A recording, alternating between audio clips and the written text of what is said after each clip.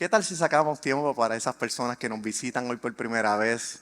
Queremos que usted se sienta amado, que se sienta abrazado por medio de nuestra comunidad. Yo sé que Clarisa dijo que los aplaudieran, pero yo quiero que los recibamos con ese amor fuerte para que reciban el amor de nuestra iglesia.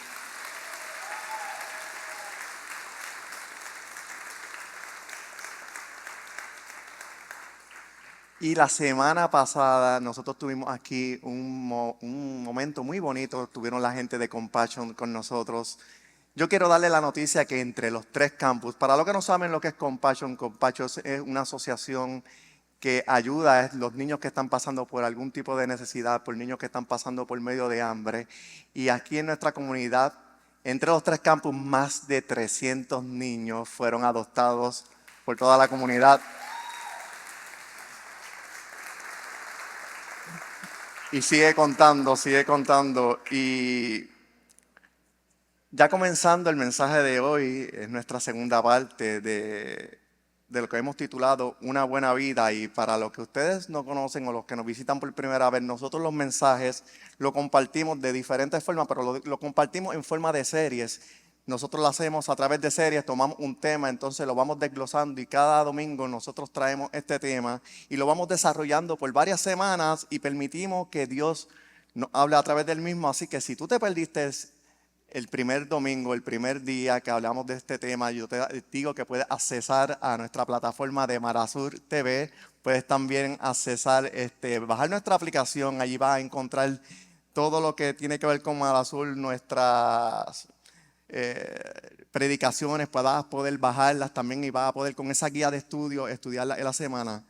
Y para esas personas que tienen niños que no conocen, que nos visitan por primera vez, también nosotros contamos con Marasur Kids, que quiero que le den un fuerte aplauso también.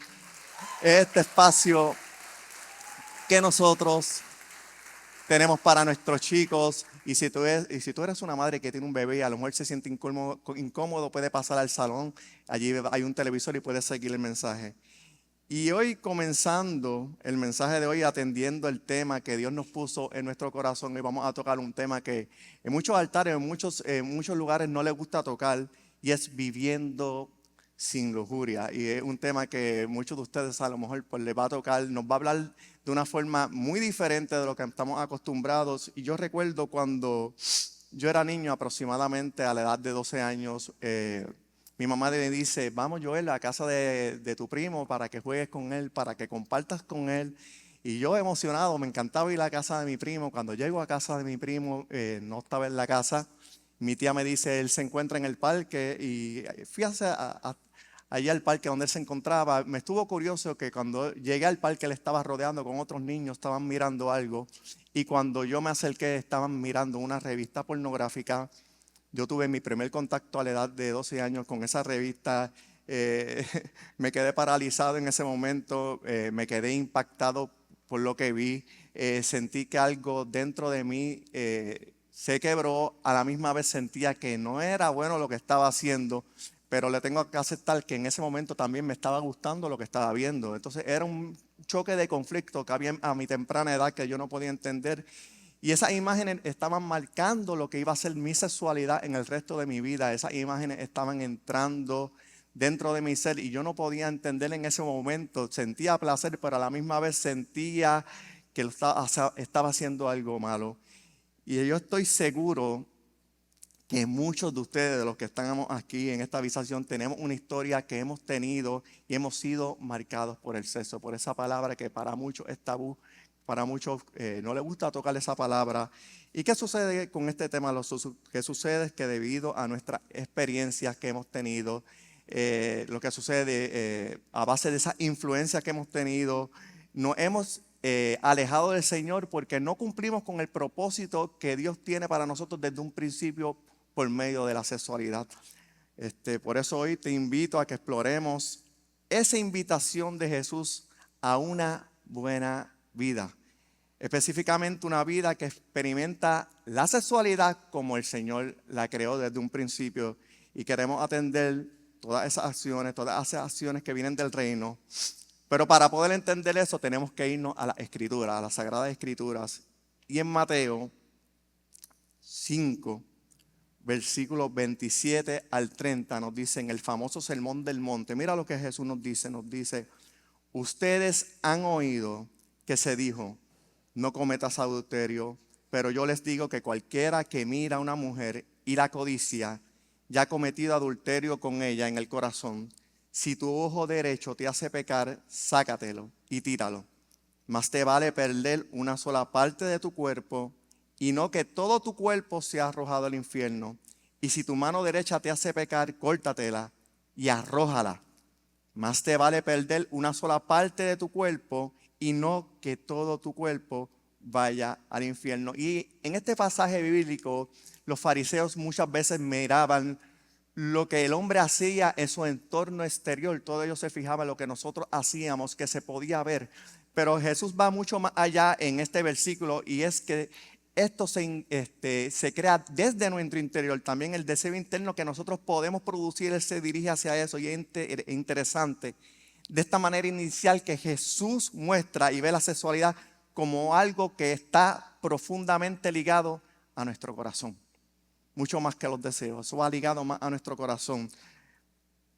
Cuando menciona arrancarse el ojo, cortarse la mano, nosotros vemos eso a lo mejor un poco exagerado en el contexto. Y Jesús a lo mejor utiliza ese tono exagerado, pero es intencionalmente para mostrarnos la gravedad del pecado y la necesidad que nosotros tenemos que tomar medidas a base de ese pecado que nosotros estamos cometiendo en nuestra mente.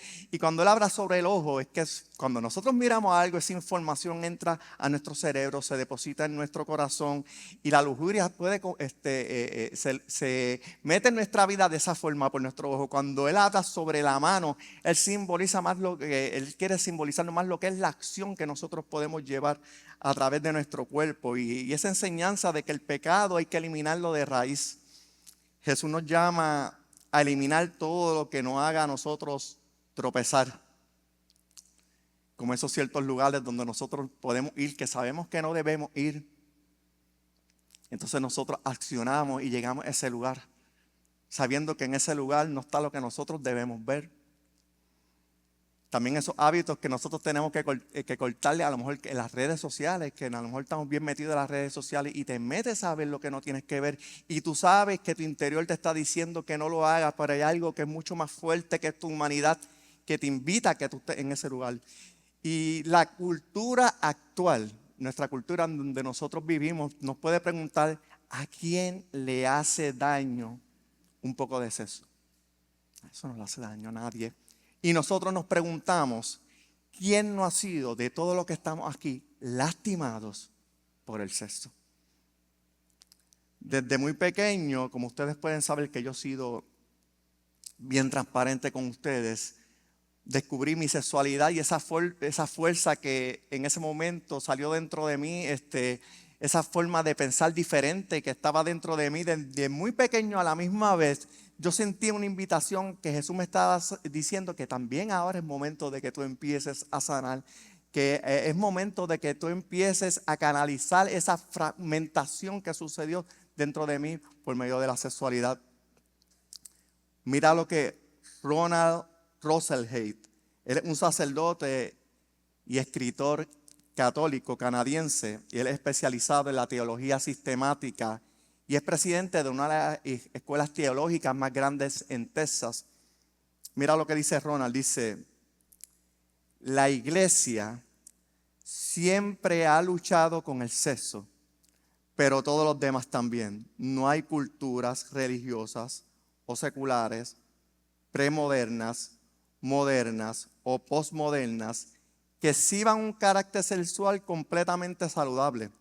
Cada iglesia y cada cultura lucha con la integración de la energía sexual, sino en su credo sobre el sexo, al menos que en la vida práctica de ese credo. La cultura secular mira a la iglesia y la acusa de ser tensa, antierótica, y en parte de eso es cierto, pero la iglesia bien podría protestar porque gran parte de su discurso sexual responde al hecho de que es una de las pocas voces que aún quedan desafiando a los seres humanos hacia la responsabilidad sexual. Además, la iglesia también podría desafiar a cualquier cultura que afirme haber encontrado la clave de una sexualidad completamente saludable a dar un paso adelante y mostrar evidencia. Ninguna cultura aceptará ese desafío porque todos estamos luchando. Es posible que mientras tú estés escuchando este tema, veo muchas caras que a lo mejor miran hacia abajo, pueden sentir algún tipo con este tema de culpabilidad por lo que han vivido, pero es posible que mientras estés escuchando estas palabras o analizando tu historia, puede ser que tú te sientas solo, puede ser que sientas vergüenza. Muchas veces cuando tocamos este tema, la vergüenza puede caer en nuestro interior, pero es importante que no importa lo que tú hayas vivido, tú no estás solo. No importa lo que yo haya vivido, yo no estoy solo. Esa palabra para tú no estás solo. Estamos en un lugar seguro y nosotros debemos acercarnos, como nosotros decimos, hablamos mucho de las mesas. Ese es el entorno donde nosotros podemos encontrar a otras personas que van a pasar por la misma necesidad de nosotros, que están luchando con las mismas luchas que tenemos cada uno de nosotros, y apoyarnos y orar por cada uno de nosotros. Y estamos claros que en medio de nuestra cultura actual, puede que no sea fácil, nuestra cultura puertorriqueña, todos los latinos somos espectaculares, pero también somos propensos a llegar a una temática muy sexualizada. Yo no sé, cuando tú entras a cualquier emisora de la radio o está pasando este carro con el boceteo, tú ves que la sexualidad es bien marcada. Siempre se ha marcado desde muchos años atrás. Los jóvenes me dicen ahora, yo le digo, oye, pero es que esa música ya es demasiado. No, pero en los 70 en la salsa también hablaban sobre el amor y todo eso, pero hemos llegado a un punto de que lo hemos visto tan normal hablar sobre la sexualidad, la denigración de las personas, y lo triste es que se ha normalizado. Eso es lo triste. Más triste es ver que tú vas a un cumpleaños de un niño de 1, 2, 3 años y debes de tener canciones para niños. ¿Qué es lo que tienen? Canciones para adultos, y desde pequeños esos niños va integrando esa información y va entrando en su cerebro, y nosotros lo que estamos haciendo es un daño. Yo fui a la edad de 12 años, pero a mí me da pena un niño de 3, 4, 5 años que ya tiene que ir peleando y tiene que ir bregando con lo que nosotros muchas veces por medio de error le exponemos.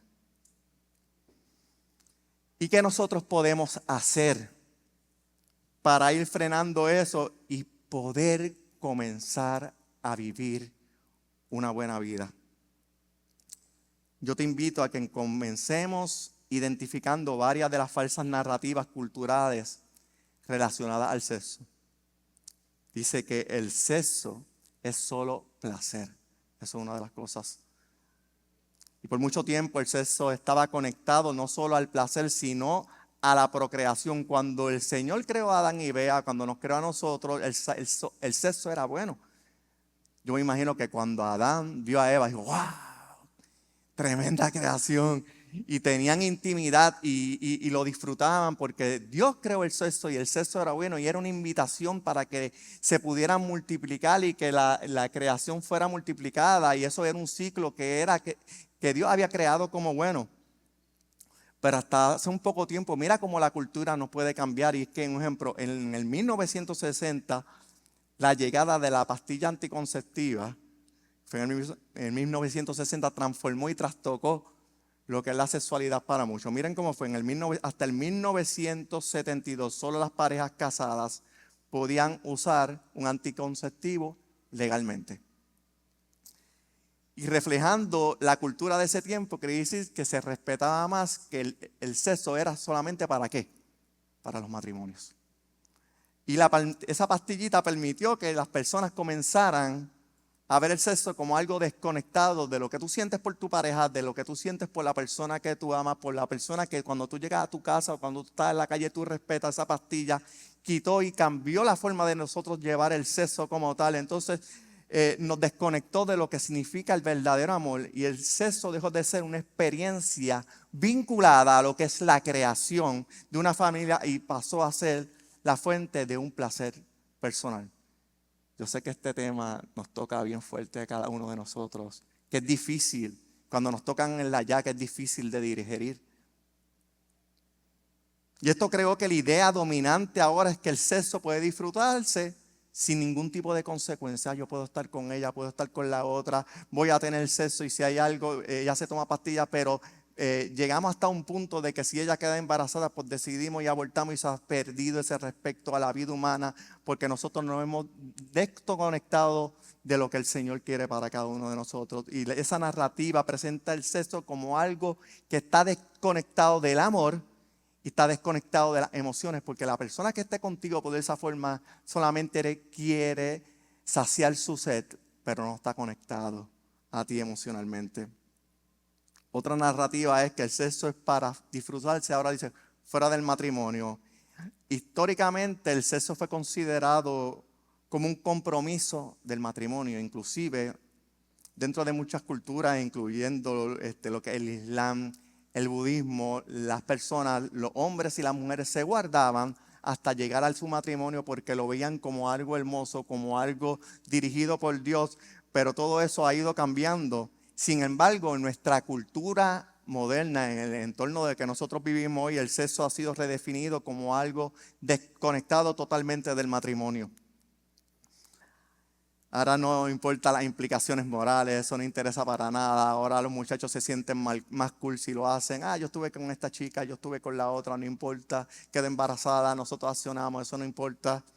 Y otra de las falsas narrativas sobre el sexo es que el sexo no tiene que ser entre un hombre y una mujer. Y esto es un tema que también es tabú para muchos nosotros, que a la iglesia no le gusta tocar, pero nosotros no podemos pelear con lo que dice la palabra y con lo que dice la Escritura. Durante la mayor parte de nuestra historia, de la historia, el sexo fue visto por una relación exclusiva entre hombre y mujer, basada en lo que es la biología de los cromosomas. Eso no lo cambia nadie, así lo estableció Dios. Y esa narrativa fue desafiada con la aprobación de lo que es la legalización del matrimonio homosexual. De diferentes formas no han querido empujar en las plataformas como que es algo normal, cuando muchas veces nosotros no sabemos que no es normal, pero no queremos dejar llevar por la sociedad, por lo que está sucediendo, y sigue siendo el sexo visto como algo desconectado entre un hombre y una mujer. Sin darse cuenta, miren esto, que el día que un hombre y una mujer deciden casarse en los buenos términos, en el amor del Señor, comienzan una poderosa sociedad por la causa de Cristo, que nadie lo va a poder parar. Otra de las falsas narrativas es que el sexo no tiene que ver, que tiene que ser entre humanos, porque ahora en Japón por lo menos se pueden casar los japoneses con un gaifú. Y me dicen, ¿y qué es un gaifú? Pues mira, ellos tienen diferentes cómics o diferentes personajes ficticios. Y si ellos quieren ese personaje ficticio, poder casarse con él, se pueden casar. Hasta eso ha llegado la distorsión de lo que es el sexo. Y no es un secreto que hay compañías que están con lo que es la realidad virtual, con lo que es la robótica. Están creando robots y desarrollando robots con aparatos sexuales para que ustedes puedan también sentir algún tipo de excitación o puedan sentir llevar algún tipo de la sexualidad a través de ellos. Pero ¿dónde queda lo emocional? ¿Dónde queda lo que Dios trajo? Está bien desconectado a lo que es la narrativa que el Señor nos quiere llevar. ¿Y qué nos dice las narrativas de la Sagrada Escritura en relación al sexo? Las narrativas nos dicen que el sexo no es solo placer y que el sexo está conectado directamente con nuestra alma. En Génesis 2:24 dice, dejará el hombre a su padre y madre y se unirá a su mujer y serán una sola carne. Esto implica la unión de cuerpo, esto implica la unión de alma y espíritu, no solo contacto físico, va mucho más allá. Esto se fortalece con el amor que tiene que haber en medio de nosotros y tiene que haber un compromiso mutuo en medio de nosotros. El otro punto es el sexo es para disfrutarse dentro del contexto del matrimonio de hombre y mujer. Desde el principio de la creación, Dios lo diseñó de esa forma. El sexo diseñado por Dios es entre un hombre y una mujer. Y Jesús fue claro cuando dice que tu pareja es tu complemento idóneo y serán ¿qué? Una sola ¿qué? una sola carne y se multiplicarán. Así que desde el principio Dios tenía claro de que a nosotros nos hacía falta esa pareja, que nos hacía falta esa ayuda idónea. Mírate esto, el sexo fue creado por Dios y es bueno, y lo vemos en Mateo 19:6 que dice: así que ya no son dos, sino uno solo. Por tanto, lo que Dios ha unido, que no lo separe el hombre. Otro punto más nos dice que cualquier otra expresión sexual fuera de la que Dios diseñó destruye nuestras vidas y nos deja vacíos. Nosotros comenzamos a sentir esa fragmentación, nosotros comenzamos a sentirnos rotos por dentro. Yo no sé si usted ha tenido esa experiencia cuando hace algo indebido, que tú te sientes sucio, que tú te sientes miserable, que tú en medio de la habitación tú sientes algo no está sucediendo bien dentro de mí, algo no está accionando bien dentro de mí. Entonces nosotros empezamos a desvalorizarnos cada uno de nosotros porque estamos desobedeciendo el diseño de Dios. El sexo no diseñado por Dios promete placer, pero deja un vacío demasiado grande. Promete una conexión con otras personas, pero a la misma vez te deja heridas. El problema surge cuando ese deseo natural se desordena y empieza a distorsionarse, llevándonos a buscar la gratificación fuera del diseño de Dios. Y ahora te hago una pregunta. Hacemos una pregunta. ¿Será posible vivir sexualmente puros en una cultura obsesionada con la sexualidad? ¿Será posible que eso pueda suceder cuando alrededor de nosotros estamos siendo bombardeados todo el tiempo? ¿Será posible? La narrativa que Jesús nos habla, nos dice, el problema está o se encuentra en los deseos desordenados. Retomemos lo que Jesús dijo en el monte, en el famoso Sermón del Monte. Mira lo que Jesús dijo, que se lo mencioné anteriormente en Mateo 5, 25 del 27 al 30. Jesús dice: ustedes han oído que se dijo no cometas adulterio, pero yo les digo que cualquiera que mire a una mujer con codicia ya ha cometido adulterio con ella en el corazón. Y la palabra griega de codicia se llama epitumia, y en el contexto sexual se dice epitumia significa un deseo desordenado o lujurioso hacia una persona. Y Jesús es demasiado sabio. Jesús sabía cómo iba a confrontar esto con el ser humano y enseñó que el pecado y la corrupción no son simples problemas externos, sino que es un problema, una conducta que va saliendo de dentro de nosotros. Eso es algo superficial. Cuando nosotros vamos a accionar, sale de dentro de nosotros, y Jesús con esta palabra estaba atacando eso. Y Jesús lo establecía como una contestación que le da a los fariseos. Los fariseos en algún momento vieron a los discípulos de Jesús comiendo con sus manos. Entonces, como ellos se dejaban llevar por el externo, ellos veían, pero ellos están bregando con inmundicia. Pero Jesús va mucho más allá en ese versículo. Y mira lo que dice en Marcos 7, Marcos 7, versículo 20 al 23, un poco más adelante, después que Jesús le contesta a ellos sobre esa temática, dice: lo que sale de la persona es lo que contamina, porque de adentro del corazón humano salen los malos pensamientos, la inmoralidad sexual, los robos, los homicidios, los adulterios, la avaricia, la maldad, el engaño, el libertinaje, la envidia, la calumnia, la arrogancia y la necedad. Todos estos males vienen de adentro y contaminan a la persona. Entonces, nosotros, cuando han escuchado, nosotros vivimos en la carne. Pues que es real, porque la carne significa esos deseos desordenados que nosotros podemos tener y que existen dentro de nosotros y que nos llevan a vivir en una esclavitud. Si nosotros darnos cuenta, nosotros vamos metiéndonos dentro de esa cárcel. Y en Gálatas 5, 24 al 25 nos dice: los que son de Cristo Jesús han crucificado la naturaleza pecaminosa con sus pasiones y deseos. El 25 dice: si el Espíritu nos da vida, andemos guiados por el Espíritu.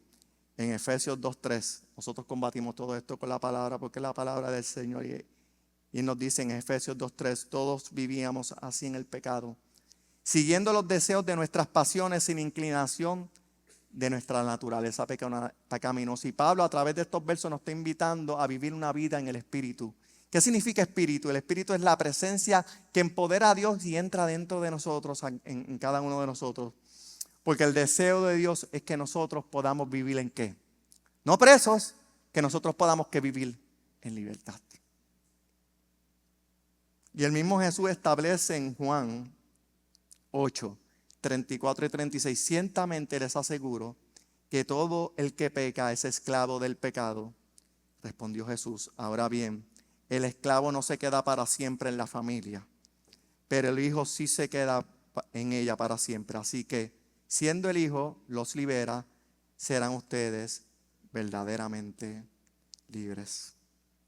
Vivimos en una cultura que nos enseña que encontramos solamente la felicidad cuando complacemos nuestros placeres. Y no solamente tiene que ver con la sexualidad. Nosotros nos complacemos, yo quiero ese carro, yo quiero esa casa, yo quiero tener eso que no lo puedo tener, lo tengo que obtener. Y nos encontramos en esa cultura que nos enseña que solamente la felicidad tiene que ver con lo que nosotros estamos deseando, con lo que nosotros queremos tener. Pero deberíamos dejar claro a cada uno de ustedes que el placer no es lo mismo que la felicidad. Placer no es lo mismo que felicidad. Felicidad es ver, yo lo veo como cuando tu papá te dice yo te amo. Eso es verdadera felicidad. Felicidad es ver cuando tu hijo está jugando fuera de tu casa y tú lo puedes observar.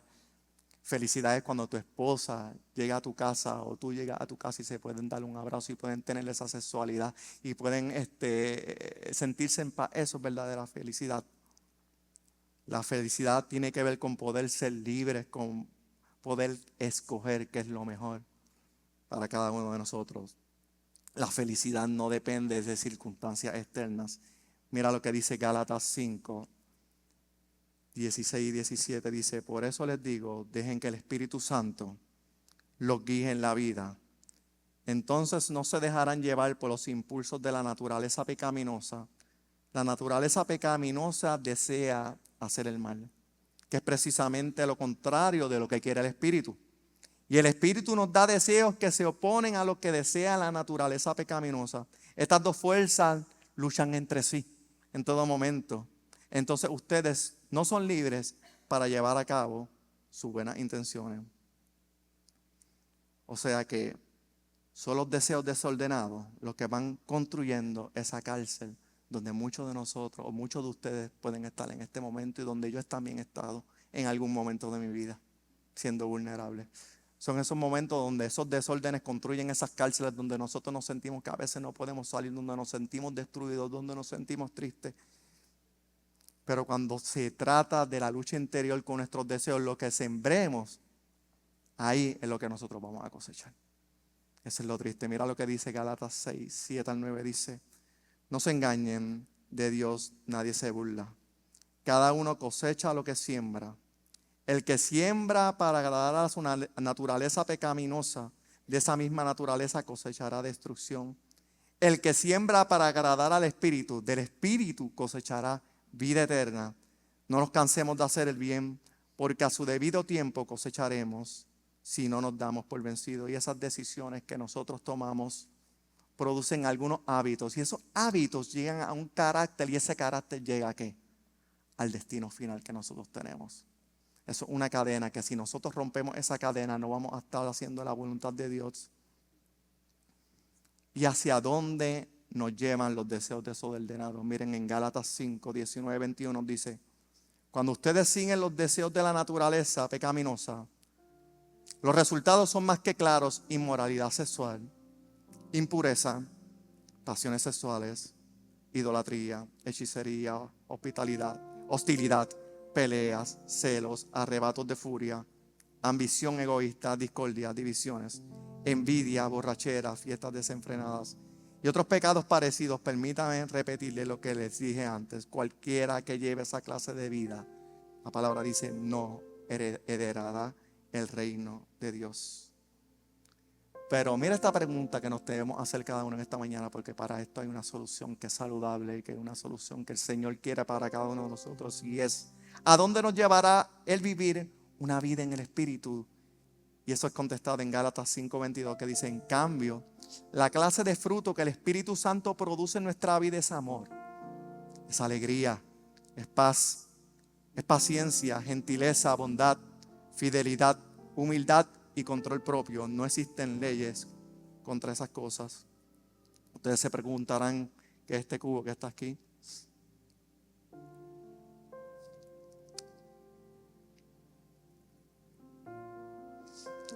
Esto es un ejercicio visual para que vean cómo funciona nuestro cerebro. Esta esponja simboliza nuestro cerebro y para que ustedes sepan, nosotros al día, yo tuve que buscarlo varias veces porque no lo creía, pero nosotros recibimos aproximadamente 70,000 pensamientos por día. Palabras por día. ¡Wow! Eso es un montón. Pero lo que me estuvo curioso es que el 80% de esa información que nos entra es negativa. Entonces, vamos a imaginarnos que esta agua que está aquí son esos pensamientos que van entrando a nuestro cerebro. Entonces nuestro cerebro lo tenemos lleno de esta información. Y la esponja es como el cerebro que empieza a absorber toda esa información que nosotros recibimos todos los días, que está ahí, llegando a través de la música, a través de lo que nos dice un compañero, a través de lo que te llegan en las notificaciones de tu chat. Empezamos a recibir toda esa información. Nuestra mente sigue siendo bombardeada y nosotros nos damos cuenta que recibimos tanta información porque esto es una computadora que el Señor creó, que es maravillosa, que es grande, pero es bien importante qué información nosotros metemos dentro de esa computadora. Y en Romanos 12:2 dice que debemos renovar nuestros pensamientos. Debemos vaciar nuestro cerebro y renovar nuestros pensamientos. Y saben una cosa, cuando el Señor nos renueva, nuestra mente queda completamente limpia. Pero hay algo que es mucho más importante y algo que ustedes tienen que tener en consideración. Cuando estos espacios otra vez quedan vacíos, ¿con qué información nosotros la vamos a rellenar? Porque si nosotros la volvemos a rellenar con la misma información que estamos llenando, perdimos el tiempo y volvemos a llenarla de esa información que el Señor quiere quitar de nosotros. No sé si tú estás entendiendo. El Señor es grande, el Señor es maravilloso, el Señor es perfecto en su voluntad. El Señor nos da la herramienta para que nosotros podamos vaciar nuestro cerebro. Y me incluyo muchas veces, en muchos momentos de mi vida que he tenido que vaciar mi cerebro, empezar a accionar y a recibir lo que el Señor quiere bajo su voluntad. Posiblemente tú que estás aquí mientras escuchas este mensaje, puede ser que te sientas en tu cárcel, puede ser que te sientas en este momento destruido, que muchos de los que están a tu alrededor no se dan cuenta, pero tú dentro de su ser estás sintiendo algo que se está quebrando dentro de ti respecto a este tema. Se lo digo nuevamente, el sexo es creado por el Señor, es como nosotros. El problema que tenemos nosotros es que nosotros dejamos que la distorsión entre a nuestra vida, pero el sexo sigue siendo bueno. Ama a tu pareja, ama a tu cónyuge. Seguro, eso es bueno, el Señor lo creó de esa forma, pero no permitas que esa distorsión entre en tu vida. Pero sabes una cosa, la buena noticia es que el Espíritu Santo puede librarte de todos los deseos desordenados. Terminaremos leyendo esta palabra que dice en Gálatas 5:24. Los que son de Cristo Jesús han crucificado la naturaleza pecaminosa con sus pasiones y deseos. Así que les digo, vivan por el Espíritu y no seguirán los deseos de la naturaleza pecaminosa. Pero si los guía el Espíritu, no están bajo la ley. Si el Espíritu nos da vida, andemos guiados por el Espíritu. ¿Sabe una buena noticia? Muchas personas y personas que yo conozco han superado la lujuria, han sido transformadas. ¿Cómo te vacía, Joel? Estamos solos, estamos con el Espíritu Santo. ¿Cómo nos vaciamos? Tenemos a Dios como poderoso gigante en medio de nosotros y no importa lo que el enemigo diga, lo que el enemigo ataque a tu mente, nosotros tenemos a uno que es más poderoso, que desafió a todo, que tiene control de nuestra naturaleza, que tiene control de lo que nosotros hacemos. El primer paso que nosotros tenemos que hacer, que nuestro primer paso es que nosotros debemos orar y pedirle al Espíritu Santo que despierte ese deseo dentro de nosotros, que empiece a pelear con esos deseos pecaminosos que nosotros tenemos dentro. El Salmo, esta palabra es para ti. El Salmo 51:10 dice: cree en mí, oh Dios, un corazón puro y renueva un espíritu firme dentro de mí. Yo te voy a decir una cosa, esto no es arte de magia, esto no va a ser un cambio instantáneo que tú saliste y va a ser así. Esto significa vivir una vida bajo la voluntad del Señor. Tenemos que tener convicción de que el Señor va a transformar nuestros pensamientos, que va a transformar y va a quitarle esas falsas narrativas que hemos recibido durante toda nuestra vida. luego con el tiempo nosotros vamos a ver esa renovación interna que va a pasar en cada uno de nosotros. Vamos a ponernos en pie, yo entendiendo que esta palabra es para cada uno de nosotros, es para cada uno de ustedes. Entendemos que Dios nos ha hablado en este momento. No estás solo en este camino. Yo te insto a que tú camines bajo la voluntad del Señor. Te insto a que nos dejemos de dirigir por el Espíritu Santo. Muchas veces es difícil ser vulnerables. Y yo voy a abrir este espacio para que, si tú quieres que el Señor obre en ti, puedas pasar. Pero si tú no lo deseas hacer, también yo oro por ti para que el Señor obre en ti donde quiera que tú estés. Porque esto es algo a lo mejor que puede ser interior, esas luchas. Pero vamos a orar porque esas luchas no sean tuyas. Esas luchas déjaselas al Señor Todopoderoso. Vamos a orar en esta mañana. Señor, te damos gracias.